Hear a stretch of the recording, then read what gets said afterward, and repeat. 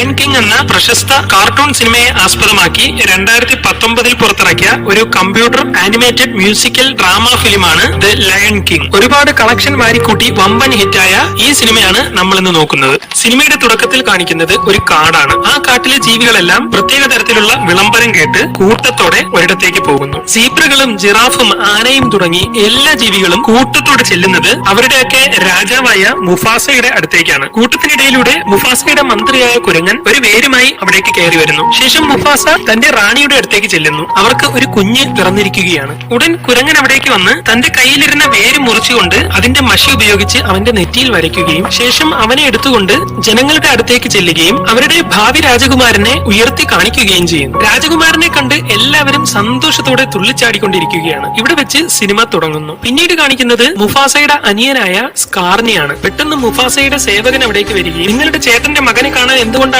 ഇന്ന് വരാഞ്ഞതെന്നും നിങ്ങളോട് രാജാവിനെ ഒന്ന് പോയി കാണാൻ പറഞ്ഞിട്ടുണ്ടെന്നും സാസു പറയുന്നു. എനിക്കങ്ങനെ ഒരുത്തനെയും കാണേണ്ട ആവശ്യമില്ലെന്ന് പറഞ്ഞുകൊണ്ട് സ്കാർ സാസുവിന് നേരെ തിരിയുകയും അവന്റെ പുറത്തേക്ക് ചാടി വീഴുകയും ചെയ്യുന്നു. എന്നെ ഒന്നും ചെയ്യരുതെന്നൊക്കെ പറഞ്ഞുകൊണ്ട് സാസു വിളിക്കുമെങ്കിലും സ്കാർ അവനെ തിന്നാൻ ശ്രമിക്കുകയും പെട്ടെന്ന് മുഫാസ അവിടേക്ക് കയറി വരികയും ചെയ്യും. എന്റെ മകനായ സിംബയുടെ ചടങ്ങിന്റെ സമയത്ത് നീ എന്താണ് വരാതിരുന്നതെന്ന് മുഫാസ ചോദിക്കുമ്പോൾ അത് ഞാൻ മറന്നുപോയത് കൊണ്ടാണെന്നൊക്കെ സ്കാർ പറയുന്നു. യഥാർത്ഥത്തിൽ സിംബ ജനിച്ചിട്ടില്ലായിരുന്നുവെങ്കിൽ അടുത്ത രാജാവാകേണ്ടത് സ്കാർ ആയിരുന്നു. അതിന്റെ ദേഷ്യത്തിലാണ് അവനുള്ളത്. കുറച്ചുനേരം അവർ തമ്മിൽ സംസാരിച്ച ശേഷം എനിക്ക് പകരം ഇനി ഭാവിയിലെ രാജാവ് നിന്റെ മകനല്ലേ എന്നും ഇനിയിപ്പോ അങ്ങനെ തന്നെ നടന്നോട്ടെ എന്നും പറഞ്ഞുകൊണ്ട് സ്കാർ അവിടെ നിന്ന് ഇറങ്ങിപ്പോകും. അവൻ എന്റെ മകനോട് ദേഷ്യമുണ്ടെന്നും ഞാനിപ്പോ എന്ത് ചെയ്യാനാണെന്നും ഒക്കെ മുഫാസ പറയുമ്പോൾ അയാളെ ഇവിടെ നിന്ന് നാട് കടത്തുന്നതായിരിക്കും നല്ലതെന്ന് സാസു പറയും. അവൻ എന്റെ അനിയനാണ്, ഇത് അവന്റെയും വീടാണ്, ഞാൻ രാജാവായിരിക്കുന്നിടത്തോളം കാലം അവൻ ഇവിടെ തന്നെ ഉണ്ടാവുമെന്ന് മുഫാസ പറയും. അന്ന് രാത്രി കുരങ്ങൻ മരത്തിലേക്ക് നോക്കുമ്പോൾ കുറച്ച് ജീവികൾ ഇരിക്കുന്നതായി കാണുകയും അവിടെയുള്ള കുറച്ചുകൂടി ജീവികളെ പിടിച്ച് കൂട്ടമായി ആ ഭാഗത്തേക്ക് വെച്ച ശേഷം പൊടിയെടുത്ത് അവയുടെ മുകളിലേക്ക് ഊതുകയും ശേഷം നോക്കുമ്പോൾ അവിടെ ഒരു സിംഹത്തിന്റെ രൂപം വന്നതായി കാണുകയും ചെയ്യും. അത് സിംബയുടെ അടയാളമായി അയാൾ അവിടെ രേഖപ്പെടുത്തിയിരിക്കും. അങ്ങനെ പിറ്റേന്ന് രാവിലെ ആകുന്നു. സിംബ നേരെ അച്ഛന്റെ മുകളിലേക്കൊക്കെ ചാടിക്കയറി എഴുന്നേൽക്കാനൊക്കെ വിളിക്കുകയും പുറത്തേക്ക് പോകാമെന്ന് പറഞ്ഞ് അച്ഛനെ നിർബന്ധിക്കുകയും ചെയ്യും. അങ്ങനെ അച്ഛൻ അവനോടൊപ്പം പുറത്തേക്ക് ഇറങ്ങി നടക്കുന്നു. അച്ഛൻ രാജാവല്ലേ, നമുക്ക് വേട്ടയ്ക്കുള്ള ആജ്ഞ എങ്ങാനും കൊടുത്താലോ എന്നൊക്കെ മകൻ ചോദിക്കുമ്പോൾ നീ മിണ്ടാതെ എന്റെ കൂടെ വരാൻ മുഫാസ പറയുന്നു. അദ്ദേഹം നേരെ അവിടുത്തെ ഉയരമുള്ള മലയുടെ മുകളിൽ കയറി നിൽക്കുകയും മകന് ചില ഉപദേശങ്ങൾ കൊടുക്കുകയും ചെയ്യുന്നു. നോക്കൂ സിംബ, പ്രകാശം പതിക്കുന്നത് മുഴുവനും നമ്മുടെ സാമ്രാജ്യമാണ്. ഇപ്പൊ ഈ സാമ്രാജ്യം മുഴുവൻ ഭരിക്കുന്നത് ഞാനാണ്. ഒരിക്കൽ എന്റെ ഈ ഭരണത്തിന്റെ സൂര്യൻ അസ്തമിക്കും, പിന്നെ നീയായിരിക്കും ഈ സാമ്രാജ്യം ഭരിക്കുന്നത്. അപ്പോ ഇതെല്ലാം എന്റേതാകുമോ എന്ന് സിംബ ചോദിക്കുമ്പോൾ അതെ, പിന്നീട് ഇത് നിന്റെ നിയന്ത്രണത്തിലായിരിക്കുമെന്നും അതൊരു വലിയ ഉത്തരവാദിത്തമായിരിക്കുമെന്നും അദ്ദേഹം പറയുന്നു. അങ്ങനെ അച്ഛനെന്ന് അവനെയും കൊണ്ട് നടന്ന് ഓരോ കാര്യങ്ങൾ പഠിപ്പിച്ചുകൊണ്ടിരിക്കുകയാണ്. നീ രാജാവായി കഴിയുമ്പോൾ ഉറുമ്പുകളെ മുതൽ മാനുകളെ വരെയും പരിഗണിക്കണമെന്ന് മുഫാസ പറയുമ്പോൾ പക്ഷേ നമ്മൾ മാനുകളെ തിന്നാറുണ്ടല്ലോ എന്ന് സിംബ ചോദിക്കും. അതെ, നമ്മൾ മാനുകളെ തിന്നാറുണ്ട്. നമ്മൾ മരിച്ചു കഴിയുമ്പോൾ നമ്മുടെ ശരീരമൊക്കെ പുല്ലായി മാറും. ആ പുല്ല് മാനുകളും തിന്നും. അതൊക്കെ ഒരു ജീവിത ചക്രത്തിൽ പെട്ടതാണെന്ന് മുഫാസ പറഞ്ഞു മനസ്സിലാക്കി കൊടുക്കും. അങ്ങനെ അന്ന് സിംബ മറ്റുള്ള സിംഹങ്ങളുടെ അടുത്തേക്ക് എത്തിയിരിക്കുകയാണ്. ഇതിനിടെ അവൻ അവിടെ ഒരു വണ്ടിനെ കാണുകയും അവിടേക്ക് ചെന്ന് പതിയെ അതിനെ പിടിക്കാൻ ശ്രമിക്കുകയും ഒക്കെ ചെയ്യുന്നു. അങ്ങനെ അവൻ അതിന്റെ പിറകെ പോയി സ്കാറിന്റെ ഗുഹയുടെ അടുത്തെത്തുന്നു. ഒരു സിംഹത്തെ ഒരിക്കലും വണ്ട് ആക്രമിക്കില്ലെന്നും നീ എന്തിനാണ് അതിന്റെയൊക്കെ പിറകെ പോകുന്നതെന്നും സ്കാർ പറയുകയും അവൻ നടന്ന് സ്കാറിന്റെ അടുത്തേക്ക് ചെല്ലുകയും ചെയ്യുന്നു. അച്ഛൻ ഇപ്പോൾ എനിക്ക് ഈ സാമ്രാജ്യം മുഴുവൻ കാണിച്ചു തന്നതേ ഉള്ളൂ എന്നും അധികം വൈകാതെ ഞാനാണ് ഇതെല്ലാം ഭരിക്കുന്നതെന്ന് അദ്ദേഹം പറഞ്ഞു എന്നും അവൻ പറഞ്ഞു. ഒന്ന് ആലോചിച്ച് നോക്കിയേ, ഞാൻ രാജാവായി കഴിഞ്ഞാൽ കൊച്ചച്ഛൻ എന്ത് ചെയ്യണമെന്ന് വരെ ഞാനായിരിക്കും കൽപ്പിക്കുന്നതെന്ന് അവൻ പറയുകയും സ്കാറിന് ദേഷ്യം തോന്നുകയും ചെയ്യുന്നു. നിന്റെ അച്ഛൻ ആ ഉയർന്ന മലയ്ക്കപ്പുറം എന്താണെന്ന് കാണിച്ചു തന്നോന്ന് സ്കാർ ചോദിക്കുന്നു. അങ്ങോട്ടൊരിക്കലും പോകരുതെന്നാണ് അച്ഛൻ പറഞ്ഞതെന്ന് അവൻ പറയുമ്പോൾ അത് ശരിയാണെന്നും നീ കുഞ്ഞായതുകൊണ്ട് അതിനപ്പുറത്തുള്ളത് എന്താണെന്ന് പറഞ്ഞു തരാത്തതാണെന്നും ഒക്കെ അയാൾ പറയും. അവിടെ എന്താണെന്ന് ചോദിച്ചുകൊണ്ട് അവൻ സ്കാറിന്റെ പിറകെ ചെല്ലുമ്പോൾ അവിടെ വളരെ പ്രത്യേകതയുള്ള ഒരു സ്ഥലമാണെന്നും നീ വലുതായി കഴിഞ്ഞിട്ടൊക്കെ അങ്ങോട്ട് പോയാൽ മതിയെന്നും സ്കാർ മനഃപൂർവ്വം അവനോട് പറഞ്ഞു കൊടുക്കും. നിനക്ക് അത്ര നിർബന്ധമാണെങ്കിൽ സ്വന്തമായി അവിടേക്ക് പോയി നോക്കിക്കൊള്ളാനും ഞാൻ ഇങ്ങനെ പറഞ്ഞ കാര്യം മറ്റാരോടും പറയരുതെന്നും സ്കാർ അവനോട് പറയും. യഥാർത്ഥത്തിൽ അവനെ മനഃപൂർവ്വം സ്കാർ അവിടേക്ക് പറഞ്ഞുവിടാൻ ശ്രമിക്കുകയാണ്. അന്ന് അവൻ അമ്മയുടെ അടുത്തേക്ക് ചെന്ന ശേഷം തന്റെ കൂട്ടുകാരിയായ നാളയെ കൂടെ വരാൻ വിളിക്കുന്നു. എവിടെ പോകാനാണെന്ന് അമ്മ ചോദിക്കുമ്പോൾ പുഴക്കര വരെ ഒന്ന് പോകാനാണെന്ന് അവൻ പറയുന്നു. പുഴക്കരയിൽ മാത്രമേ പോകാവൂ എന്നും എന്തായാലും നിങ്ങളോടൊപ്പം സാസുവും വരുമെന്നും അമ്മ പറയുന്നു. അങ്ങനെ സാസുവിനോടൊപ്പം അവർ പുഴക്കരയിലേക്ക് പോവുകയാണ്. ഞാൻ യഥാർത്ഥത്തിൽ നിന്നെ വിളിച്ചത് പുഴക്കരയിലേക്ക് പോകാനല്ലെന്നും ഒരു പ്രത്യേക തരത്തിലുള്ള സ്ഥലത്തെ പറ്റി അറിഞ്ഞുവെന്നും അവിടേക്ക് പോകാനാണെന്നും സിംബ പറയുന്നു. വല്ല അപകടവും പിടിച്ച സ്ഥലമാണോ എന്നൊക്കെ ചോദിക്കുമ്പോൾ വലിയവരൊക്കെ അവിടെ പോയിട്ടുള്ളതാണെന്നും കുഴപ്പമൊന്നുമില്ലെന്നും ഒക്കെ സിംബ പറയുന്നു. പക്ഷെ അവിടെ പോകണമെങ്കിൽ സാസുവിനെ ആദ്യം ഒഴിവാക്കണം, അതിനൊരു വഴിയുണ്ടെന്ന് പറഞ്ഞുകൊണ്ട് അവർ സാസുവിനോട് കളിക്കുന്നത് പോലെ ഓരോ പരിപാടി കാണിക്കുകയും മറ്റ് ജീവികളോടൊപ്പമൊക്കെ മുന്നോട്ട് ഓടുകയും ചെയ്യുന്നു. അങ്ങനെ പോയി അവർ പുഴക്കരയിൽ എത്തുകയും അവിടെ വെച്ച് പല മൃഗങ്ങളുടെയും കൂടെ കൂടുകയും വലിയ വലിയ ജീവികളുടെയൊക്കെ ഇടയിലൂടെ അവർ ഓടാൻ തുടങ്ങുകയും ചെയ്യുന്നു. അവർ പോകുന്നതിന്റെയൊക്കെ പിറകെ എങ്ങനെയെങ്കിലും സാസുവും ചെല്ലാൻ ശ്രമിക്കുകയാണ്. ഈ ഭാഗത്ത് വളരെ മനോഹരമായ ഒരു പാട്ടാണ്. ആ പാട്ടും പാടിക്കൊണ്ട് ഡാൻസ് ഒക്കെ കളിച്ച് അവർ ജീവികളുടെയൊക്കെ ഇടയിൽ കയറുകയും അവരുടെയൊക്കെ കൂട്ടത്തിനൊത്ത് ഓടുകയും ചെയ്യുന്നു. ഇതോടെ സാസു അവരിൽ നിന്ന് വിട്ടുപോവുകയും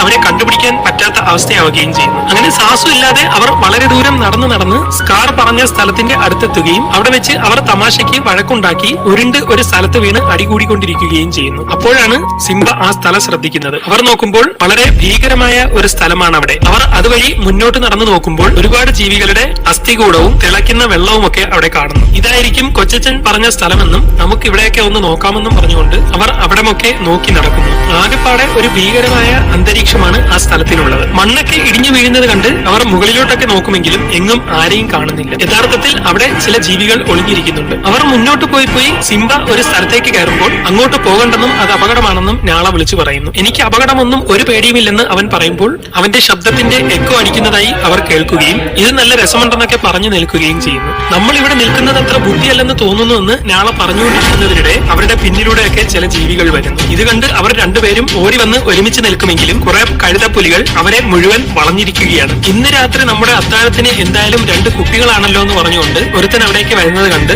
അവർ പേടിച്ചു നിൽക്കുമ്പോൾ പെട്ടെന്ന് അവരുടെ പിന്നിൽ നിന്ന് ഒരു ശബ്ദം കേൾക്കുന്നു. നോക്കുമ്പോൾ ആ കഴുതപ്പുലികളുടെ നേതാവായ ഷെൻസിയാണ്. ഇത് മുഫാസയുടെ മകനായ ഭാവി രാജാവല്ലേ എന്ന് പറഞ്ഞുകൊണ്ട് അവർ അവിടേക്ക് ഇറങ്ങി വരുമ്പോൾ നിങ്ങൾക്ക് എന്നെ ഒന്നും ചെയ്യാൻ കഴിയില്ലെന്ന് പറഞ്ഞുകൊണ്ട് അവൻ വെല്ലുവിളിക്കുന്നു. ഇത് കേട്ട് അവൾ ചിരിച്ചുകൊണ്ട് നീയും നിന്റെ അച്ഛന്റെ കരുത്ത് കാണിക്കുന്നുണ്ടെന്നും പക്ഷേ നീയൊന്നും ഇവിടെ നിന്ന് പുറത്തേക്ക് പോകില്ലെന്നും അവൾ പറയുന്നു. പെട്ടെന്ന് സാസു അവിടേക്ക് ഇറങ്ങി വന്ന് അവരെ വിട്ടേക്കാനും നീ അവരെ എങ്ങനെ തൊട്ടു കഴിഞ്ഞാൽ മുഫാസയുമായി ഒരു യുദ്ധം തന്നെ ചെയ്യേണ്ടി വരുമെന്നും സാസു പറയുന്നു. അതിലൊന്നും ഒരു കാര്യവുമില്ല, മുഫാസയുടെ പരമ്പര ഇവിടെ വെച്ച് അവസാനിക്കാൻ പോവുകയാണെന്ന് അവൾ പറയുമ്പോഴേക്കും സാസു അവളുടെ ശ്രദ്ധ തിരിക്കുകയും ഈ സമയം കൊണ്ട് കുട്ടികൾ രണ്ടുപേരും ഓടി രക്ഷപ്പെടാൻ ശ്രമിക്കുകയും ചെയ്യുന്നു. അവർ ചെറിയ ഗുഹയുടെ ഉള്ളിലേക്ക് കയറി അതുവഴി ഓടിക്കൊണ്ടിരിക്കുകയാണ്. കഴുതപ്പുലികൾ മുകൾ ഭാഗം തുരന്ന് അവരെ പിടിക്കാൻ ശ്രമിക്കുന്നു. പലയിടത്തു നിന്നും കഴുതപ്പുലികൾ പിടിക്കാൻ ശ്രമിക്കുന്നത് കണ്ട് അവർ ഓടി പോയിക്കൊണ്ടിരിക്കുന്നു. പെട്ടെന്ന് തങ്ങളുടെ മുന്നിലേക്ക് ഒരു കഴുതപ്പുലി ചാടിയത് കണ്ട് അവർ മറ്റൊരു വഴിയിലൂടെ ഓടി പുറത്തെത്തുന്നു. എന്നാൽ അവിടെ വെച്ച് കഴുതപ്പുലികൾ മുഴുവനും അവരെ വളഞ്ഞിരിക്കുകയാണ്. മറ്റൊരു വഴിയുമില്ലാതെ അവൻ അവരുടെ നേർക്ക് ഗർജിക്കാൻ ശ്രമിക്കുന്നു. ഇത് കേട്ട് അവരെല്ലാം ചിരിക്കുകയും അവനെ കളിയാക്കിക്കൊണ്ടിരിക്കുകയും ചെയ്യുന്നു. ഒന്നുകൂടി അങ്ങനെയൊന്ന് കാണിച്ചു എന്ന് പറഞ്ഞുകൊണ്ടിരിക്കുന്നതിനിടെ യഥാർത്ഥ സിംഹത്തിന്റെ ഗർജനം കേട്ട് അവർ പേടിച്ചു പോകുന്നു. നോക്കുമ്പോൾ മുഫാസ അവിടേക്ക് എത്തിയിരിക്കുകയാണ്. അത് ഉടൻ തന്നെ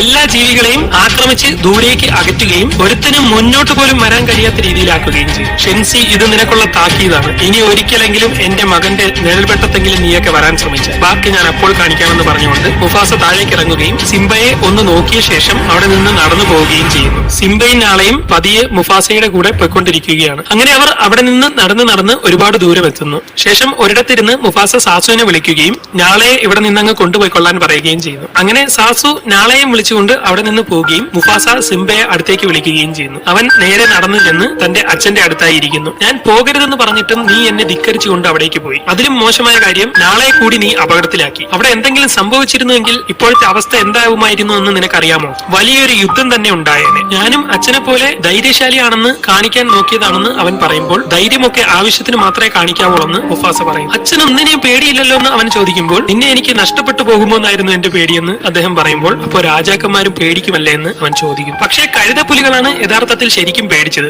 എന്ന് പറഞ്ഞുകൊണ്ട് അവൻ അച്ഛനോടൊപ്പം കളിക്കുകയും അവർ വളരെ സന്തോഷത്തോടെ അവിടെ കിടന്ന് ഉരുളുകയും ഒക്കെ ചെയ്യുന്നു. ഞാൻ അച്ഛന്റെ കൂട്ടുകാരനല്ലേ, നമ്മളെപ്പോഴും ഒരുമിച്ചായിരിക്കില്ലേ എന്ന് അവൻ ചോദിക്കുമ്പോൾ അങ്ങനെ തന്നെ ആയിരിക്കുമെന്ന് അച്ഛൻ പറയും. എന്റെ അച്ഛൻ പണ്ട് എന്നോട് പറഞ്ഞ ഒരു കാര്യമുണ്ട്, നീ ആകാശത്തുള്ള ആ നക്ഷത്രങ്ങളെ കണ്ടോ? അതെല്ലാം കഴിഞ്ഞ കാലങ്ങളിൽ ഉണ്ടായിരുന്ന രാജാക്കന്മാരാണ്. അവർ ഇപ്പോൾ അതിലിരുന്ന് നമ്മളെ കണ്ടുകൊണ്ടിരിക്കുകയാണ്. അതുകൊണ്ട് നീ ഒറ്റയ്ക്കാണെന്ന് തോന്നുമ്പോഴൊക്കെ ഓർക്കേണ്ട ഒരു കാര്യം, എപ്പോഴും നിന്നോടൊപ്പം ആ രാജാക്കന്മാരുണ്ടാവും നിന്റെ വഴികാട്ടികളായി എന്ന് മുഫാസ പറയും. പിന്നീട് കാണിക്കുന്നത് കഴുതപ്പുലികളെയാണ്. അവർ ഇന്ന് നടന്നതിനെ പറ്റിയും മുഫാസയെ പറ്റിയുമൊക്കെ പരസ്പരം സംസാരിച്ചുകൊണ്ടിരിക്കുകയാണ്. ഇനിയെങ്ങാനും ഇന്നത്തെ പോലെ മുഫാസ എന്റെ കയ്യിൽ കിട്ടിയാൽ ഞാൻ അവനെ ഒരു പാഠം പഠിപ്പിക്കുമെന്നൊക്കെ അവർ പറഞ്ഞുകൊണ്ടിരിക്കുന്നതിനിടെ തങ്ങളുടെ പിന്നിൽ ഒരാളിനെ അവർ കാണുന്നു. നോക്കുമ്പോൾ അതൊരു സിംഹമാണ്. അവരെല്ലാവരും വന്ന് അത് ആരാണെന്ന് നോക്കുമ്പോൾ സ്കാറാണ് അവിടേക്ക് നടന്നു വരുന്നത്. ഞാൻ ഇന്ന് നിന്റെയൊക്കെ അടുത്തേക്ക് 2 കുഞ്ഞുങ്ങളെ പറഞ്ഞയച്ചു, എന്നിട്ട് അവർ നിന്റെയൊക്കെ കയ്യിൽ നിന്ന് രക്ഷപ്പെട്ട് തിരിച്ചു വന്നിരിക്കും. ഇതുപോലൊരു നാണക്കേട് നിനക്കൊക്കെ ഇനി വേറെ ഉണ്ടോ എന്ന് അവൻ ചോദിക്കുമ്പോൾ നീ ഇപ്പോ എന്ത് ധൈര്യത്തിലാണ് ഇവിടേക്ക് വന്നതെന്ന് അവർ ചോദിക്കുന്നു. ഞാൻ നിങ്ങൾക്ക് ഒരു ഓഫർ തരാനാണ് വന്നത്. നിങ്ങൾ ഇതിന്റെ ഉള്ളിൽ മാത്രം കൂടേണ്ട ആവശ്യമില്ല. പുറത്തിറങ്ങി പ്രകാശം പതിക്കുന്ന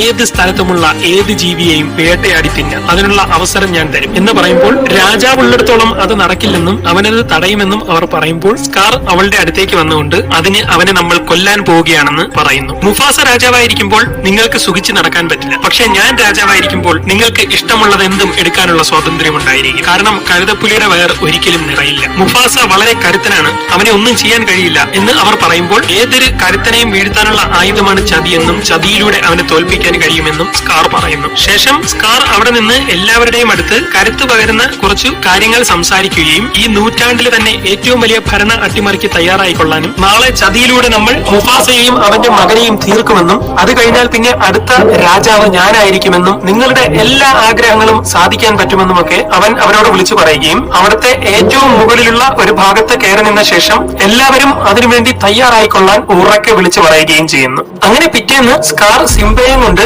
ഒരു മലയിടുക്കിന്റെ ഭാഗത്ത് എത്തിയിരിക്കുകയാണ്. നിന്റെ അച്ഛനെ സന്തോഷിപ്പിക്കാൻ എനിക്കൊരു വഴി അറിയാമെന്നും നിന്റെ ഭീകരമായ ഗർജനം കൊണ്ട് അത് നടക്കുമെന്നും സ്കാർ പറയുന്നു. ഈ മലയിടുക്കിലാണ് എല്ലാ സിംഹങ്ങളും ഗർജനം തേടി വരുന്നത്. നീ ഇവിടെ നിന്ന് നന്നായി ഗർജിക്കാൻ പരിശീലിക്കണം. അങ്ങനെയെങ്കിൽ നിന്നെ ആരും പിന്നെ കുഞ്ഞെന്ന് വിളിക്കില്ല. നിന്റെ ശബ്ദം ഈ മലയ്ക്ക് അപ്പുറം വരെ കേൾക്കാം. ഇത് കേട്ട് അവൻ ഗർജിക്കാൻ ശ്രമിക്കുന്നു. അങ്ങനെ തന്നെ കുറച്ചു നേരം നോക്കിയാൽ മതിയെന്നും നിന്നെ കൊണ്ട് പറ്റുമെന്നും പറഞ്ഞുകൊണ്ട് സ്കാർ തിരിച്ചു നടക്കുമ്പോൾ എന്റെ അച്ഛന് ഒരുപാട് സന്തോഷമാവുമായിരിക്കുമല്ലേ എന്ന് ചോദിക്കുന്നു. നീ ഇപ്പോൾ കൊടുക്കാൻ പോകുന്ന സമ്മാനം അച്ഛൻ ഒരിക്കലും മറക്കാത്തതായിരിക്കുമെന്ന് സ്കാർ പറയുകയും ചെയ്തു. ഈ സമയം മുകളിൽ കഴുതപ്പുലികളൊക്കെ എന്തിനോ തയ്യാറായി എത്തിയിരിക്കുകയാണ്. സ്കാർ അവരെ നോക്കി അവിടെ നിന്ന് നടന്നു പോകും. അങ്ങനെ സിംബ അവിടെ നിന്ന് ഗർജിച്ചൊക്കെ നോക്കുന്നു. എന്നാൽ അല്പസമയത്തിനുള്ളിൽ മുകളിൽ നിന്നൊക്കെ എന്തോ ശബ്ദം കേൾക്കുകയും എന്തോ സംഭവിക്കാൻ പോവുകയാണെന്ന് അവന് മനസ്സിലാവുകയും ചെയ്യുന്നു. എന്താണെന്ന് അറിയാതെ വളരെ പേടിയോടെ അവൻ നിൽക്കുമ്പോൾ ആ മലയിൽ നിന്നും കാട്ടുപോത്തുകളുടെ ഒരു കൂട്ടം അവിടേക്ക് ഓടി വരുന്നതായി അവൻ കാണുകയും ഇതോടെ പേടിച്ച് വളരെ വേഗത്തിൽ അവൻ അവരുടെ ചവിട്ടുകൊള്ളാതെ അവിടെ നിന്ന് ഓടി മാറാൻ ശ്രമിക്കുകയും ചെയ്യുന്നു. യഥാർത്ഥത്തിൽ കാട്ടുപോത്തുകളെ കൂട്ടത്തോടെ ഇളക്കി വിട്ടത് കഴുതപ്പുലികളാണ്. അവർ ഇതെല്ലാം മുകളിൽ നിന്നൊക്കെ കണ്ടുകൊണ്ട് നിൽക്കുന്നുണ്ട്. ഒരുവിധം സിംബ ഓടിച്ചെന്ന് അവരുടെ ചവിട്ട് കിട്ടാതെ ഒരിടത്ത് ഒളിച്ചിരിക്കുന്നു. ഈ സമയം കൊണ്ട് സ്കാർ മുഫാസയുടെ അടുത്തെത്തുകയും സിംബ മലയിടുക്കിന്റെ ഭാഗത്തുണ്ടെന്നും കാട്ടുപോത്തുകൾ അവിടെ വിരണ്ടോടിക്കൊണ്ടിരിക്കുകയാണെന്നും പറയുന്നു. ഇത് കേട്ടയുടൻ മുഫാസയും സാസുവും അവിടേക്ക് ചെല്ലുന്നു. അവൻ ഈ സമയം പോത്തുകളുടെ ഇടയിലൂടെയൊക്കെ ഓടി ഒരു മരക്കൊമ്പിന്റെ മുകളിൽ കയറുകയും പേടിയോടെ അതിൽ പിടിച്ചിരിക്കുകയും ചെയ്യുന്നു. അവൻ വീഴാറായി ഒരുവിധം അഡ്ജസ്റ്റ് ചെയ്തിരിക്കുകയാണ്. അപ്പോഴേക്കും സാസു അവിടേക്ക് പറന്നെത്തുകയും അവന്റെ അടുത്തേക്ക് ചെന്ന് അച്ഛൻ വരുന്നുണ്ടെന്നും ശരിക്ക് പിടിച്ചിരുന്നോളാനും പറയുന്നു. ശേഷം അവിടെ നിന്ന് നേരെ പറന്ന് മുഫാസയുടെ അടുത്ത് ചെന്ന് ആ മരത്തിലുണ്ടെന്ന് പറയുന്നു. തന്റെ മകൻ പേടിച്ചവിടെ ഇരിക്കുന്നത് കണ്ട് മുഫാസ ഉടൻ തന്നെ താഴേക്കിറങ്ങി അവന്റെ അടുത്തേക്ക് ഓടുന്നു. ഞാൻ അവരെ സഹായിക്കാമെന്നും നീ മറ്റുള്ളവരെ വിവരമറിയിക്കാനും പറഞ്ഞ് സാസുവിനെ സ്കാർ അവിടെ നിന്ന് ഒഴിവാക്കുന്നു. ഈ സമയം കൊണ്ട് മുഫാസ ഓടി അവന്റെ അടുത്തേക്ക് എത്തുകയും പേടിക്കാതെ എന്റെ അടുത്തേക്ക് വരാൻ പറയുകയും ചെയ്യുന്നു. അപ്പോഴേക്കും പോത്തുകൾ അവരെ ഇടിച്ചിട്ടിരിക്കുകയാണ്. സിംബ ആകെ പേടിച്ചിരിക്കുന്നതിനിടെ മുഫാസ അവനെ കടിച്ചെടുത്ത് അവിടെ നിന്ന് ഓടുകയും സുരക്ഷിതമായ ഒരു സ്ഥലത്തെത്തുകയും ചെയ്യുന്നു. അപ്പോഴേക്കും പോത്തുകൾ മുഫാസയെ ഇടിച്ച് തെറിപ്പിച്ചിരിക്കുകയാണ്. അച്ഛൻ എവിടെ പോയെന്ന് കാണാതെ അവനാകെ പേടിച്ച് നോക്കിക്കൊണ്ടിരിക്കുന്നതിനിടെ അച്ഛൻ പിടിച്ച് മുകളിലേക്ക് കയറുന്നതായി അവൻ കാണുന്നു. ഇതോടെ അവൻ അച്ഛനെ സഹായിക്കാനായി അതുവഴി മുകളിലേക്ക് കയറിക്കൊണ്ടിരിക്കുകയാണ്. എന്നാൽ അവിടെയൊക്കെ ചെന്ന് നോക്കിയിട്ട് എങ്ങും അച്ഛനെ കാണാൻ കഴിയുന്നില്ല. ഈ സമയം കൊണ്ട് മുഫാസ പിടിച്ച് ഒരുവിധം മുകളിൽ എത്തുമെങ്കിലും സ്കാർ അവിടേക്ക് വരുന്നു. എന്നെ ഒന്ന് സഹായിക്കാൻ മുഫാസ വിളിച്ചു പറയുമെങ്കിലും മഹാരാജാവ് നീനാൾ വാഴട്ടെ എന്ന് പറഞ്ഞുകൊണ്ട് അവൻ മുഫാസയെ അടിച്ച് താഴേക്ക് ഇടുന്നു. സിംബ നോക്കുമ്പോൾ അച്ഛൻ താഴേക്ക് വീഴുന്നതാണ് കാണുന്നത്. അങ്ങനെ പോത്തുകളെല്ലാം പോയി കഴിഞ്ഞ ശേഷം സിംബ താഴേക്ക് ഇറങ്ങി വരുന്നു. അവിടേക്ക് നോക്കുമ്പോൾ അച്ഛൻ മറിഞ്ഞു കിടക്കുന്നതാണ് അവൻ കാണുന്നത്. ഈ കാഴ്ച കണ്ട് അവൻ അവിടേക്ക് ചെന്ന് തന്റെ അച്ഛനെ വിളിച്ചു നോക്കുന്നു. എഴുന്നേക്കച്ച, എന്നെ വിട്ട് പോകല്ലേ എന്നൊക്കെ പറഞ്ഞ് അവൻ കരഞ്ഞുകൊണ്ട് വിളിക്കുമെങ്കിലും അച്ഛന് യാതൊരു അനക്കവുമില്ല. അവൻ ആരെങ്കിലും സഹായിക്കണമെന്നൊക്കെ ഉറക്കെ വിളിക്കുമെങ്കിലും അവിടെയെങ്ങും ആരെയും കാണുന്നില്ല. അങ്ങനെ സങ്കടം സഹിക്കാൻ കഴിയാതെ അവൻ അച്ഛനോടൊപ്പം ചേർന്ന് കിടക്കുന്നു. പെട്ടെന്ന് സ്കാർ അവിടേക്ക് വരികയും നീ എന്താണ് ഈ ചെയ്തതെന്നൊക്കെ അവനോട് ചോദിക്കുകയും ചെയ്യുന്നു. കാട്ടുപോത്തുകൾ വന്നപ്പോൾ അച്ഛൻ എന്നെ രക്ഷിക്കാൻ ശ്രമിച്ചതാണെന്നും ഒരു അപകടം പറ്റിയതാണെന്നും ഒക്കെ അവൻ പറയുമെങ്കിലും നിന്നെ കാരണമാണ് രാജാവ് മരിച്ചതെന്നും നീ അങ്ങനെയൊക്കെ ചെയ്തില്ലായിരുന്നെങ്കിൽ രാജാവ് എപ്പോഴും ജീവിച്ചിരിക്കുമായിരുന്നു എന്നൊക്കെ അയാൾ പറഞ്ഞുകൊണ്ടിരിക്കുകയാണ്. നീ എന്തായാലും ഈ ചെയ്തത് വളരെ മോശമായി പോയി. നിന്റെ അമ്മ എന്തായിരിക്കും നിന്നെ പറ്റി വിചാരിക്കുന്നത്? അച്ഛന്റെ മരണത്തിന് കാരണക്കാരനായ ഒരു മകനാണ് നീ എന്നല്ലേ വിചാരിക്കൂ. ഞാനിനി എന്ത് ചെയ്യുമെന്ന് അവൻ ചോദിക്കുമ്പോൾ നീ ഇനി ഇവിടെ നിൽക്കാൻ പാടില്ലെന്നും ഇവിടെ നിന്ന് എങ്ങോട്ടെങ്കിലും ഓടി രക്ഷപ്പെടാനും സ്കാർ പറയുന്നു. ഇത് കേട്ട് അവൻ പേടിയോടെ അവിടെ നിന്ന് ഓടിപ്പോകുന്നു. ഉടൻ കുറച്ച് കഴുതപ്പുലികൾ അവിടേക്ക് വരികയും അവനെ അങ്ങ് തീർത്തേക്കാൻ അവരോട് പറയുകയും ചെയ്യുന്നു. അവൻ നോക്കുമ്പോൾ കഴുതപ്പുലികൾ കൂട്ടത്തോടെ തന്റെ പിറകെ വരികയാണ്. അവൻ അവരിൽ നിന്നെല്ലാം രക്ഷപ്പെടാൻ വേണ്ടി കട്ടയ്ക്ക് ഓടിക്കൊണ്ടിരിക്കുന്നു. അവർ എങ്ങനെയെങ്കിലും അവനെ കൊല്ലാനായി പിറകെ ചെന്നുകൊണ്ടിരിക്കുകയാണ്. അങ്ങനെ കുറെ ദൂരം ചാടിയും മറഞ്ഞുമൊക്കെ അവൻ ഓടുകയും അവർ പിറകെ വരികയും ചെയ്തുകൊണ്ടിരിക്കുകയും ഒടുവിൽ പെട്ടെന്ന് അബദ്ധത്തിൽ അവൻ ഒരു കുഴിയിലേക്ക് വീണു പോവുകയും ചെയ്യുന്നു. മറ്റുള്ളവർ വന്ന് നോക്കുമ്പോൾ വളരെ താഴ്ചയിലേക്കാണ് അവൻ വീണിരിക്കുന്നത്. പോയി അവൻ ചത്തെന്ന് ഉറപ്പാക്കാൻ ഷെൻസി കൂടെയുള്ളവരോട് പറയുകയും അവർ കുറച്ചുനേരം നോക്കിയ ശേഷം ഇത്ര ഇത്രയും ഉയരത്തിൽ നിന്ന് ഒരിക്കലും ഒരാളിന് രക്ഷപ്പെടാൻ കഴിയില്ലെന്നും ചത്തെന്ന് നമുക്ക് ചെന്ന് പറയാമെന്നും അവർ പറയുന്നു. എന്നാൽ യഥാർത്ഥത്തിൽ സിംബ താഴെ വീണിട്ടില്ല, അവൻ ഇപ്പോഴും ജീവനോടെ തന്നെയുണ്ട്. അങ്ങനെ അവൻ അവിടെ ഒറ്റയ്ക്ക് ഇല്ലാതെ നടന്നു പോവുകയാണ്. കുറെ ദൂരം പിന്നിട്ട് നടക്കുകയും മരുഭൂമിയിലൂടെയൊക്കെ ചൂടും വെയിലുമൊക്കെ ഏറ്റ് നടന്നു പോവുകയും ചെയ്യുന്നു. ഒടുവിൽ എവിടെയെന്നറിയാത്ത ഒരിടത്തെത്തി അവൻ താഴുകയും അവിടെ മറിഞ്ഞു വീണ് കിടക്കുകയും ചെയ്യും. ഈ സമയം സ്കാർ രാജാവിന്റെ മരണത്തെ പറ്റി മറ്റുള്ളവരോട് പറഞ്ഞുകൊണ്ടിരിക്കുകയാണ്. നമ്മുടെ സംഘം കണ്ടിട്ടുള്ളതിൽ ഏറ്റവും ധീരനായിരുന്നു അദ്ദേഹം. അദ്ദേഹത്തെ നഷ്ടപ്പെട്ടതിൽ എനിക്ക് വല്ലാത്ത വിഷമമുണ്ട്. അതോടൊപ്പം അദ്ദേഹത്തിന്റെ മകനെയും നമുക്ക് നഷ്ടമായി. ഇനി എന്തായാലും നമുക്കൊരു പുതിയ രാജാവ് വേണം. മുഫാസയും സിംബയും നഷ്ടമായ സ്ഥിതിക്ക് ഇനി ഞാനാണ് നിങ്ങളുടെ അടുത്ത രാജാവ്. പക്ഷേ എനിക്ക് ഒറ്റയ്ക്ക് രാജാവായി ഇരിക്കാൻ കഴിയില്ല. അതുകൊണ്ട് എനിക്ക് കുറച്ച് സഹായികൾ കൂടി ഇനി ഉണ്ടാവുമെന്ന് പറയും. അവർ നോക്കുമ്പോൾ ഇരുട്ടത്ത് ഒളിച്ചു കിടന്ന കഴുതപ്പുലികളെല്ലാം കൂട്ടത്തോടെ രാജാവിന്റെ സിംഹാസനത്തിനടുത്തേക്ക് വരികയാണ്. ഇവിടെ വെച്ച് ഇനി ഈ സാമ്രാജ്യത്തിന്റെ പുതിയ യുഗം ആരംഭിക്കുകയാണ് സ്കാർ പറയുന്നു. ഇതൊക്കെ കണ്ട് എല്ലാവരും ആകെ പേടിച്ചു നിൽക്കുകയാണ്. ആ സാമ്രാജ്യം ദുഷ്ടന്മാരുടെ കയ്യിലായി കഴിഞ്ഞു.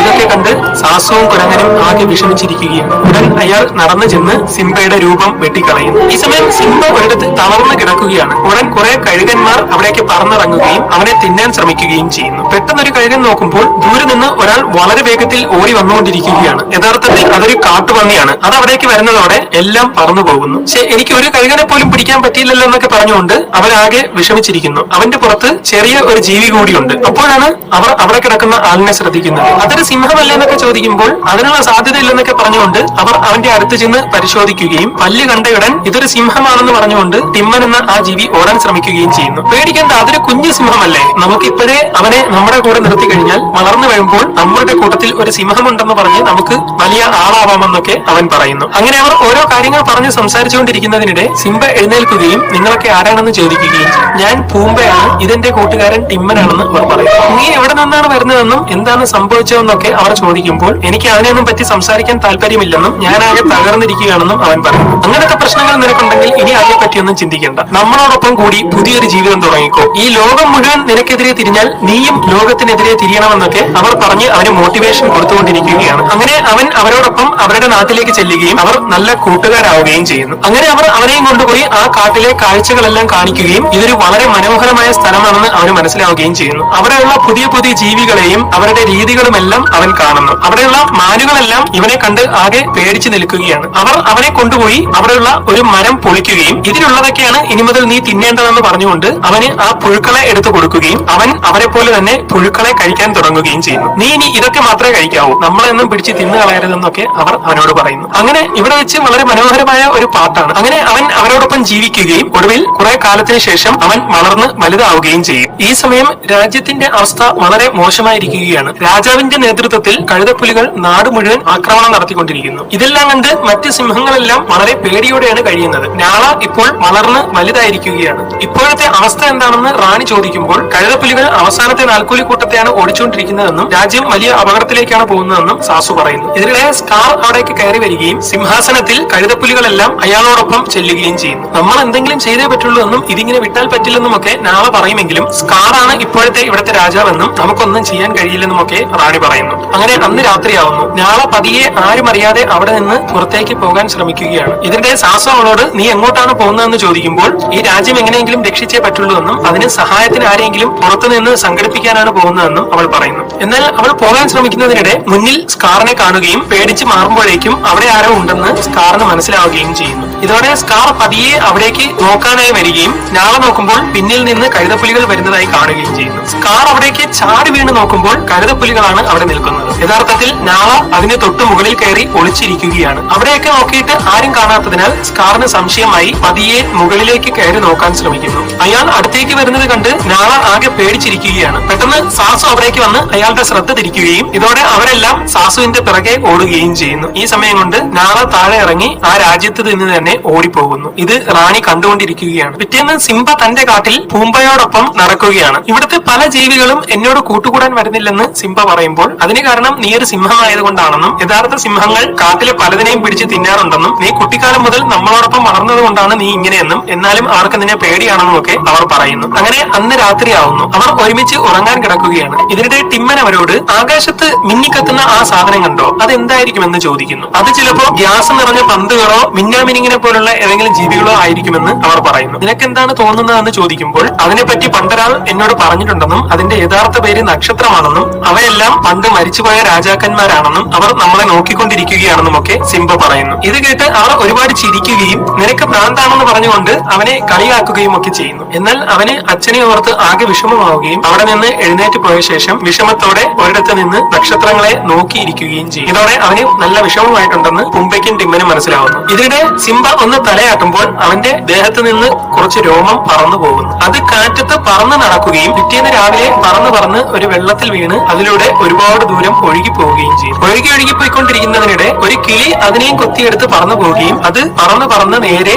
തന്റെ കൂടുണ്ടാക്കാനായി കൊണ്ടുവയ്ക്കുകയും ചെയ്യുന്നു. എന്നാൽ അമ്മക്കിളി അത് വേണ്ടെന്ന് പറഞ്ഞുകൊണ്ട് കടിച്ചു തുപ്പി കളയുകയും അത് താഴേക്ക് വന്ന് മരത്തിന്റെ ഇലയിലിരിക്കുമ്പോൾ ഒരു ജിറാഫ് അത് കഴിക്കുകയും ചെയ്യുന്നു. പിന്നീട് കാണിക്കുന്നത് ഒരു ചാണകം ഉരുട്ടിയാണ്. ജിറാഫിന്റെ ചാണകം ഉരുട്ടി അത് കൊണ്ടുപോകുന്നതിനിടെ ആ ചാണകത്തിൽ സിംബയുടെ രോമം ഇരിക്കുന്നുണ്ട്. അത് മുകളിൽ ഒരിടത്തുനിന്ന് ഉരുട്ടി വിടുന്നതിനിടെ ചാണകം തകർന്നു പൊടിഞ്ഞു പോവുകയും കാറ്റടിച്ച് അതിൽ നിന്ന് സിംബയുടെ രോമം പറന്ന് ദൂരേക്ക് പോവുകയും ചെയ്യും. ഒരുപാട് മണൽ കാറ്റിലൊക്കെ പെട്ട് അത് മുകളിലേക്ക് പറന്ന് നടക്കുകയും ഒരു ഉറുമ്പിൻ കൂട്ടത്തിനിടയിൽ വീഴുമ്പോഴേക്കും ഉറുമ്പ് അതും കടിച്ചെടുത്ത് കൂട്ടത്തിനൊപ്പം മുന്നോട്ട് പോവുകയും ചെയ്യുന്നു. ആ ഉറുമ്പുകൾ ഇതുമായി പോകുന്നത് മരത്തിലിരുന്ന കുരങ്ങൻ കാണുകയും ആ രോമം എടുത്തു നോക്കിയ ശേഷം അത് സിംബയുടെ രോമമാണെന്ന് മനസ്സിലാക്കിക്കൊണ്ട് കുരങ്ങൻ നേരെ ചെന്ന് സിംബ ജീവനോടെ ഉണ്ടെന്ന് പറഞ്ഞുകൊണ്ട് അവന്റെ ചിത്രത്തിൽ ചുവന്ന മഷി തേക്കുന്നു. ഈ സമയം പുംബയും ടിമ്മനും കൂട്ടുകാരും ഒക്കെ കാട്ടിലൂടെ വളരെ സന്തോഷത്തോടെ പാട്ടൊക്കെ പാടി നടന്നു വരികയാണ്. പെട്ടെന്നൊരു സിംഹം അവരുടെ നേർക്ക് ചാടി വീഴുകയും എല്ലാവരും ഓടി രക്ഷപ്പെടാൻ ശ്രമിക്കുകയും ഒക്കെ ചെയ്യുന്നു. യഥാർത്ഥത്തിൽ അത് ഞാളയാണ്. അവൾ നേരെ പുംബയെ ലക്ഷ്യം വെക്കുകയും പുംബയെ പിടിക്കാനായി അവന്റെ പിറകെ ഓടുകയും ചെയ്യുന്നു. കുറെ ദൂരം അവന്റെ പിറകെ ഓടി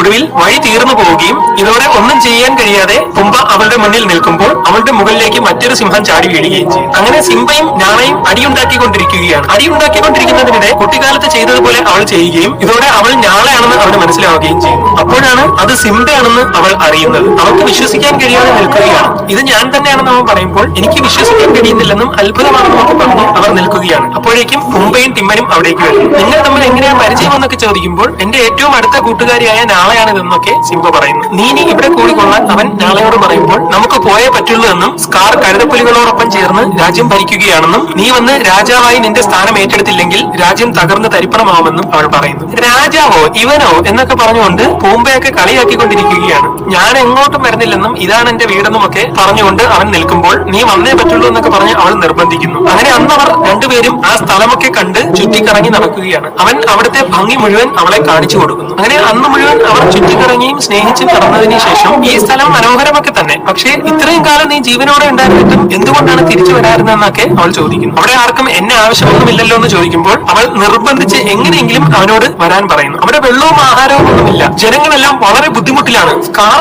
ആകെ ആ രാജ്യം നശിപ്പിച്ചു. ഇനി നീ വരാതെ ഒന്നും മാറാൻ പോകുന്നില്ലെന്നൊക്കെ അവൾ പറയുന്നു. നീ എന്തൊക്കെ പറഞ്ഞാലും എനിക്ക് തിരിച്ചു വരാൻ കഴിയില്ല. ഞാൻ വെറുക്കപ്പെട്ട കുറെ ഓർമ്മകൾ എനിക്ക് കിട്ടിയിട്ടുണ്ട്. അതുകൊണ്ട് തന്നെ ഇനി ആ രാജ്യത്തേക്ക് പോലും വരാൻ ഞാൻ ആഗ്രഹിക്കുന്നില്ലെന്നൊക്കെ അവൻ പറയുന്നു. അങ്ങനെയെങ്കിൽ ഇനി ഞാൻ നിന്നെ നിർബന്ധിക്കുന്നില്ല. നീ സഹായിക്കുമെന്ന് കരുതി മാത്രമാണ് ഞാൻ ഇവിടം വരെ വന്നത്. ഞാൻ പോവുകയാണെന്ന് പറഞ്ഞുകൊണ്ട് അവൾ ഒന്നും മിണ്ടാതെ അവിടെ നിന്ന് പോയി കളയും. അന്ന് രാത്രി സിംബ ആകെ കൺഫ്യൂഷനിൽ നടക്കുകയാണ്. ഞാൻ തിരികെ പോണോ വേണ്ടയോ എന്നൊക്കെ ആലോചിച്ച് അവൻ നടക്കുന്നതിനിടെ രാജാവിന്റെ പ്രധാനിയായ കുരങ്ങൻ അവിടേക്ക് വരികയും നീ ഇപ്പോൾ കൺഫ്യൂഷനിലാണെന്ന് എനിക്കറിയാമെന്നും നീ രാജ്യത്തേക്ക് തിരിച്ചു പോകണമെന്നും ഒക്കെ പറയും. തിരിച്ചു പോകാൻ ഞാൻ ആരുമല്ലെന്നൊക്കെ അവൻ പറയുമ്പോൾ എല്ലാവരും ആരെങ്കിലും ഒക്കെയാണെന്നും ആരുമില്ലാത്ത ആളാണെങ്കിൽ പോലും എല്ലാവരും ആരെങ്കിലും ഒക്കെയാണെന്ന് അവൻ പറയും. നീ ആരാണെന്ന് പോലും ഇപ്പോൾ നിനക്കറിയില്ല. മുഫാസയുടെ മകനായ നിന്നെ എടുത്തുയർത്തിയത് തന്നെ ഞാനാണ് എന്ന് കുരങ്ങൻ പറയുമ്പോൾ നിങ്ങൾക്ക് എന്റെ അച്ഛനെ അറിയാമോ എന്ന് ചോദിക്കുന്നു. വളരെ നന്നായിട്ട് അറിയാം. നിനക്ക് മുഫാസയെ ഇപ്പോൾ കാണണമെങ്കിൽ ഞാൻ കാണിച്ചു തരാം. എന്നോടൊപ്പം വരാൻ പറഞ്ഞുകൊണ്ട് കുരങ്ങൻ അവിടെ നിന്ന് പോകുന്നു. ഇതോടെ അവൻ ആ കുരങ്ങന്റെ പിറകെ ഓടിക്കൊണ്ടിരിക്കുകയാണ്. ഓടി കുറെ ദൂരം പോയ ശേഷം ഒരു പുഴക്കരയിൽ എത്തുന്നു. നീ വെള്ളത്തിലേക്കൊന്ന് നോക്കാൻ കുരങ്ങൻ പറയുകയും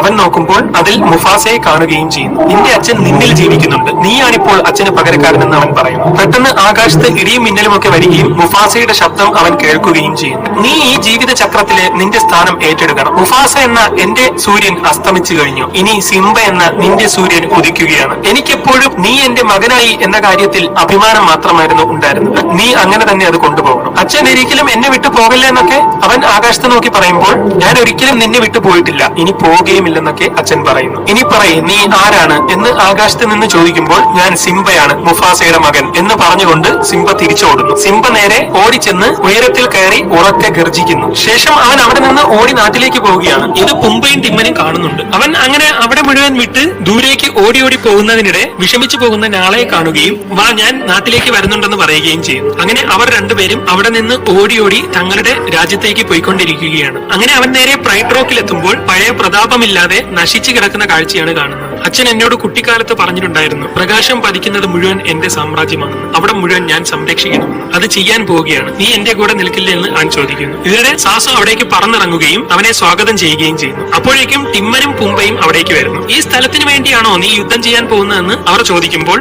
അതെ, ഇതാണ് എന്റെ വീടെന്ന് സിംബ പറയുന്നു. എന്നാൽ അവർ ഒളിച്ചിരുന്ന് നോക്കുമ്പോൾ എല്ലായിടത്തും കഴുതപ്പുലികൾ കാവൽക്കാരായി നിൽക്കുകയാണ്. അവരെ എങ്ങനെയെങ്കിലും വെട്ടിക്കണമെന്ന് പറയുമ്പോൾ അതിന് ഒരു ജീവനുള്ള ഇരയിട്ട് കൊടുത്താൽ മതി എന്ന് പറഞ്ഞുകൊണ്ട് എല്ലാവരും പുംബയെ നോക്കുന്നു. അപ്പൊ ആ ജോലി എനിക്ക് തന്നെയാണല്ലേ എന്ന് പറഞ്ഞുകൊണ്ട് അവൻ അതിന് തയ്യാറാവും. പിന്നീട് കഴുതപ്പുലികൾ നോക്കുമ്പോൾ ടിമ്മൻ അവരുടെ മുന്നിൽ വന്ന് ഞാൻ ഇന്ന് നിങ്ങൾക്കായി കൊണ്ടുവന്നിരിക്കുന്ന സമ്മാനമാണ് ഇതെന്നും ഈ പന്നിയെ വന്ന് തിന്നോളാനും പറയുന്നു. അവർ അടുത്തേക്ക് വരുമ്പോഴേക്കും അവൻ ഓടുകയും അവരെ പിറകെ ഓടിച്ച് അവിടെ നിന്ന് മാറ്റുകയും ചെയ്യുന്നു. ഈ സമയം കൊണ്ട് സിംബയും നാളെയും ഉള്ളിലേക്ക് കടക്കുകയും പ്രൈഡ് റോക്കിലേക്ക് ചെല്ലുകയും ചെയ്യുന്നു. ഇത് കുരങ്ങൻ കാണുകയും അവൻ നേരെ ചെന്ന് താൻ ഇതുവരെ കാത്തു വെച്ചിരുന്ന ആയുധം പുറത്തെടുക്കുകയും ഞാനും യുദ്ധത്തിന് തയ്യാറാണെന്ന് പറയുകയും ചെയ്യും. ഈ സമയം സ്കാർ സറാബിയോട് സംസാരിച്ചുകൊണ്ടിരിക്കുകയാണ്. നീ ഇത്രയും കാലം മുഫാസയുടെ വിധവയായി ജീവിച്ചുവെന്നും ഇനി അവനെ വിട്ടിട്ട് എന്നെ കല്യാണം കഴിച്ച് എന്റെ റാണിയായി സുഖമായി ജീവിക്കാനും ഒക്കെ പറഞ്ഞുകൊണ്ടിരിക്കുന്നു. നിന്റെ റാണിയാവാൻ ഒരിക്കലും എന്നെ കിട്ടില്ലെന്നൊക്കെ അവൾ പറഞ്ഞുകൊണ്ടിരിക്കുകയാണ്. ഞാൻ മുഫാസയേക്കാൾ വലിയ രാജാവാണെന്നൊക്കെ അവൻ പറയുമ്പോൾ മുഫാസയെ വെച്ച് നോക്കുമ്പോൾ താൻ ഒന്നുമല്ലെന്ന് അവൾ പറയുന്നു. ഇതോടെ സ്കാറിന് ആകെ ദേഷ്യമായിക്കൊണ്ട് സിംബയുടെ അമ്മയായ സെറാബിയുടെ അമ്മയെ ആക്രമിച്ചുകൊണ്ടിരിക്കുമ്പോഴേക്കും സിംബ അവിടേക്ക് വന്ന് ഉറക്കെ അലറുന്നു. ഇത് കണ്ട് മുഫാസയാണെന്ന് കരുതി സ്കാർ പേടിച്ചു പോകുന്നു. അവനെ കണ്ടയുടൻ തന്നെ സിംബയാണെന്ന് അമ്മയ്ക്ക് മനസ്സിലാവുന്നു. എന്റെ അമ്മയുടെ അടുത്തുനിന്ന് മാറി നിൽക്കണമെന്ന് പറഞ്ഞുകൊണ്ട് സിംബ അവിടേക്ക് ഇറങ്ങി വരികയും അമ്മയ്ക്ക് അവനെ കണ്ട് വലിയ സന്തോഷമാവുകയും ചെയ്യും. അവനെ കണ്ട് സ്കാർ ആകെ പേടിച്ചു നിൽക്കുകയാണ്. ഇപ്പോൾ ഞാനാണ് ഇവിടുത്തെ രാജാവെന്ന് സ്കാർ പറയുമ്പോൾ രാജാവാകാൻ യോഗ്യതയുള്ളവൻ ഇവിടെ എത്തിയ സ്ഥിതിക്ക് ഇനി നീ രാജാവല്ലെന്ന് നാളെ പറയുന്നു. പക്ഷെ രാജാവിനെ കൊന്ന ഒരുത്തന് രാജാവാകാൻ അർഹതയില്ലല്ലോ എന്ന് സ്കാർ പറയുകയും എല്ലാവരും ഒന്നും മനസ്സിലാവാതെ നിൽക്കുകയും ചെയ്യും. നീ തന്നെ ഇവരോട് പറയേ മുഫാസ മരിക്കാൻ കാരണം ആരാണെന്ന് എന്ന് സ്കാർ പറയുമ്പോൾ അത് ഞാൻ തന്നെയാണെന്നും ഒരു അബദ്ധം പറ്റിയതാണെന്നും ഒക്കെ സിംബ പറയുന്നു. ഇപ്പൊ നീ തന്നെ കുറ്റം സമ്മതിച്ചു കഴിഞ്ഞിരിക്കുന്നു. നിന്നെ കാരണമാണ് മുമ്പത്തെ രാജാവ് മരിച്ചത്. കൊലയാളിയായ ഒരു മകൻ ഒരിക്കലും രാജാവാകാൻ അർഹനല്ല എന്നൊക്കെ പറഞ്ഞ് അവൻ സിംബയെ വിരട്ടിക്കൊണ്ടിരിക്കുകയാണ്. അങ്ങനെ ഓരോന്ന് പറഞ്ഞ് നടന്ന് സിംബ സിംഹാസനത്തിന്റെ അറ്റത്തെത്തുകയും സ്കാർ പിന്നെയും വിരട്ടുന്നതോടെ അവൻ കുഴിയിലേക്ക് വീണ് തൂങ്ങിക്കിടക്കുകയും ചെയ്യുന്നു. പെട്ടെന്ന് ഒരു മിന്നൽ അവിടെ അടിക്കുകയും താഴെ മുഴുവൻ തീ കത്തുകയും ചെയ്യുന്നു. അതിന്റെ മുകളിൽ സിംബ തൂങ്ങിക്കിടക്കുകയാണ്. ഇത് കണ്ട് നാളെയൊക്കെ പേടിച്ചു നിൽക്കുന്നു. ഇതുപോലെയായിരുന്നു മുഫാസയും ചാകുന്നതിന് മുമ്പ് എന്നെ നോക്കിയത് എന്ന് പറഞ്ഞുകൊണ്ട് അവൻ സിംബയുടെ കയ്യിൽ പിടിക്കുകയും ഞാനാണ് മുഫാസയെ കൊന്നതെന്ന് അവന്റെ ചെവിയിൽ പറയുകയും ചെയ്യുന്നു. അപ്പോഴാണ് സിംബയ്ക്ക് അന്ന് സംഭവിച്ചതിനെ പറ്റി ഓർമ്മ വരുന്നത്. അച്ഛൻ മുകളിൽ നിന്ന് വീഴുന്നത് മാത്രമാണ് അവൻ കണ്ടത്. തള്ളിയിടുന്നതിന് മുമ്പ് തന്നെ സ്കാറിന്റെ വായിൽ കടിച്ച് സിംബ മുകളിലേക്ക് കയറി വരുന്നു. ഇത് സ്കാർ ഒട്ടും പ്രതീക്ഷിച്ചിരുന്നില്ല. അവൻ ഇപ്പോൾ മരിക്കുമെന്നായിരുന്നു സ്കാർ കരുതിയത്. ഇവനാണ് എന്റെ അച്ഛനെ കൊന്നതെന്നും ഇവൻ ഇപ്പോൾ എന്നെയും കൊല്ലാൻ നോക്കിയെന്നും അറിയാതെ അവന്റെ വായിൽ നിന്ന് ആ സത്യം വന്നുവെന്നുമൊക്കെ സിംബ പറയുന്നു. ഇവൻ പറയുന്നതൊന്നും സത്യമല്ലെന്നൊക്കെ സ്കാർ പറയുമ്പോൾ നീ ആ മയടിക്കിൽ എത്തിയിരുന്നില്ലെന്നല്ലേ ഞങ്ങളോട് പറഞ്ഞത്, പിന്നെ നീ എങ്ങനെയാണ് മരണത്തിന് മുമ്പ് മുഫാസയെ കണ്ടതെന്ന് ചോദിക്കുന്നു. ഇതോടെ അവന്റെ കള്ളങ്ങളെല്ലാം പുറത്തായെന്ന് സ്കാറിന് മനസ്സിലാവുകയും കഴുതപ്പുലികളോട് അവരെ കൊല്ലാൻ ആജ്ഞാപിക്കുകയും ചെയ്യും. ഇതോടെ അവിടെ ഒരു പൊരിഞ്ഞ യുദ്ധം തന്നെ തുടങ്ങുന്നു. സിംഹങ്ങൾ കൂട്ടത്തോടെ കഴുതപ്പുലികളെ ആക്രമിക്കാൻ തുടങ്ങുകയും അവർ പരസ്പരം അങ്ങോട്ടും ഇങ്ങോട്ടും ആക്രമണം നടത്തുകയും ചെയ്യും. അപ്പോഴേക്കും ഊമ്പ താഴെ എത്തിയിരിക്കുകയാണ്. പെട്ടെന്ന് അവന്റെ പിന്നിലൂടെ കുറച്ച് കഴുതപ്പുലികൾ അവിടേക്ക് വരികയും ഈ തടിയനെ ഇന്ന് ഞാൻ തിന്നിട്ട് തന്നെ ബാക്കി കാര്യമെന്ന് പറയുകയും ചെയ്യും. ആരാടാ എന്നെ തടിയനെന്ന് വിളിച്ചതെന്ന് പറഞ്ഞുകൊണ്ട് ഊമ്പ തിരിയുകയും എനിക്ക് അങ്ങനെ വിളിക്കുന്നത് ഒട്ടും ഇഷ്ടമല്ലെന്ന് പറഞ്ഞുകൊണ്ട് അവൻ അവരെയൊക്കെ കുത്തി മലർത്തുകയും ചെയ്യും. അവിടെ വലിയ തരത്തിലുള്ള യുദ്ധം നടന്നുകൊണ്ടിരിക്കുകയാണ്. സാസുവും അതിന്റെ ഇടയിലൂടെ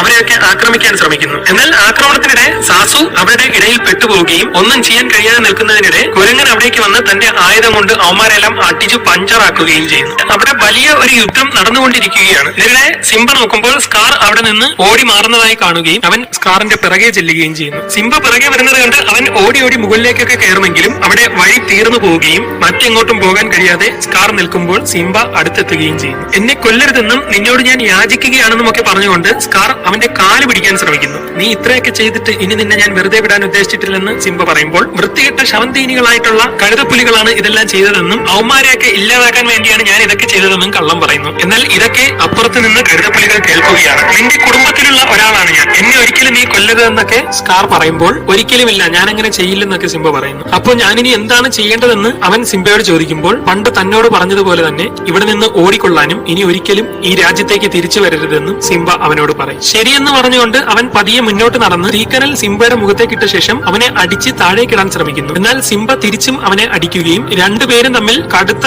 ആക്രമണം നടക്കുന്നതിനിടെ സിംബ സ്കാറിനെ അടിച്ച് അവിടെ നിന്ന് താഴേക്ക് ഇടുകയും ചെയ്യുന്നു. താഴേക്ക് പോയ സ്കാറിനെ കാണാതെ സിംബ നിൽക്കുകയാണ്. ഈ സമയം താഴെ എത്തിയെങ്കിലും സ്കാർ മരിച്ചിട്ടുണ്ടായിരുന്നില്ല. അവൻ പതിയെ എഴുന്നേൽക്കുമ്പോഴേക്കും കഴുതപ്പുലികളെല്ലാം അവിടേക്ക് വരികയും ഞങ്ങൾ വൃത്തികെട്ട ശവന്തീലികളാണെന്നും ഞങ്ങളെ കൊല്ലാനാണ് താൻ നോക്കിയതെന്നുമല്ലേ അവനോട് പറഞ്ഞതെന്നൊക്കെ അവർ ചോദിക്കുന്നു. എല്ലാവരും തനിക്കെതിരെ തിരിയുന്നത് കണ്ട് ഞാനതൊക്കെ കള്ളം പറഞ്ഞതാണെന്നൊക്കെ സ്കാർ പറയുമെങ്കിലും അവരാരും അത് കേൾക്കാൻ തയ്യാറാവുന്നില്ല. താൻ മുമ്പ് പറഞ്ഞിട്ടുള്ളത് പോലെ തന്നെ കഴുതപ്പുലികളുടെ വയറ് ഒരിക്കലും നിറയാറില്ലെന്ന് പറഞ്ഞുകൊണ്ട് അവരെല്ലാവരും കൂട്ടത്തോടെ സ്കാറിനെ ആക്രമിച്ച് കൊലപ്പെടുത്തുന്നു. അങ്ങനെ അന്ന് യുദ്ധമെല്ലാം കഴിഞ്ഞ് സിംബ അമ്മയുടെ അടുത്തേക്ക് വരികയും അവരോടൊപ്പം നിൽക്കുന്നതിനിടെ കുരങ്ങൻ അവിടേക്ക് വന്നുകൊണ്ട് നീയാണ് ഇനി ഇവിടുത്തെ രാജാവെന്ന് അവന്റെ മുഖത്ത് നോക്കി കാണിക്കുകയും ചെയ്യും. ഇതോടെ അവൻ നേരെ സിംഹാസനത്തിന്റെ ഏറ്റവും മുകളിലേക്ക് കയറി നിന്നുകൊണ്ട് ആകാശത്തേക്ക് നോക്കുന്നു. അവിടെ നക്ഷത്രങ്ങൾ കണ്ട് അവൻ ഉറക്കെ അലറുന്നു. പിന്നീട് കാണിക്കുന്നത് കുറെ കാലങ്ങൾക്ക് ശേഷമുള്ള ആ രാജ്യമാണ്. ജീവികൾ എല്ലാവരും രാജാവിന്റെ സിംഹാസനത്തിനടുത്തേക്ക് പണ്ടത്തെ പോലെ തന്നെ ഒരുമിച്ച് കൂടുന്നു. മുകളിൽ സിംബ നിൽക്കുകയാണ്. അവന് ഇപ്പോൾ ഒരു കുഞ്ഞ് പിറന്നിരിക്കുകയാണ്.